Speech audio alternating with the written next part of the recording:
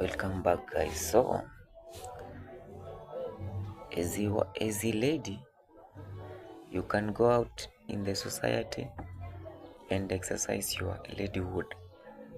You can be a president out there in the society, but when you come back to this institution called marriage, you understand that there is a law that says, wife, be subject to your own husband. You can be a policewoman outside there in the society. You can go there and exercise your ladyhood because the society needs your ladyhood. It's not that when you become a wife now you leave your ladyhood. No. It's not that when you become a wife you leave your girl child. No.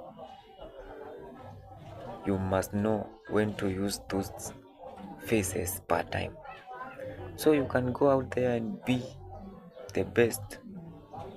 You can be the boss of a company. You can be the director. But when you come back to your home, you understand there is a law. And that law is not your husband who instituted it. It is your maker.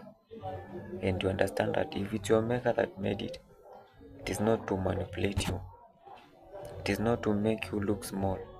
Because there's nothing that God created for humanity to manipulate humans. No.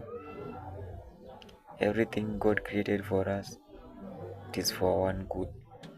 So if it's God that gave that law, that wife should be subject to their own husband, you should know and understand that it is not to manipulate you as a wife. It's for your own good. Because the key to oneness in marriage is submission. That's why when Paul was teaching his church concerning marriage, he said, marriage is a great mystery. But I'm talking about the church and the Christ. The way the church and the Christ relate with each other, that's how you and your wife should relate. If the church is submissive to Christ, you as a wife, you should be submissive to your husband, because that is the relationship.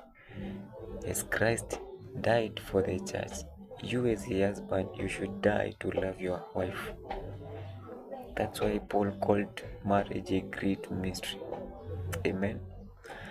You know, ladies, when you hear the word submission, you think God made this word to make you small. No.